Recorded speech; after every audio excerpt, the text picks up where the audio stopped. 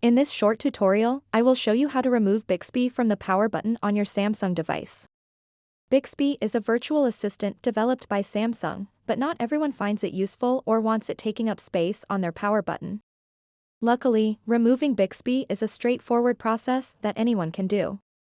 To get started, swipe down from the top just like this and then tap on the gear icon at the top right corner of the screen.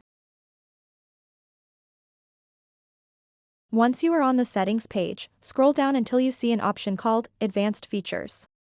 Tap on it. After that, tap where it says Side Key.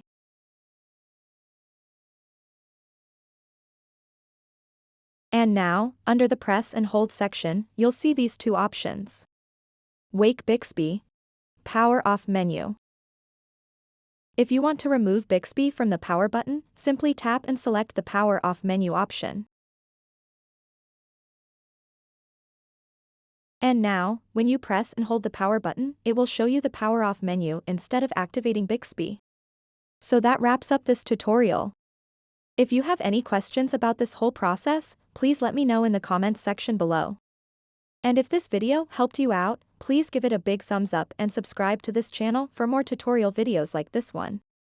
Thank you so much for watching and have a good day.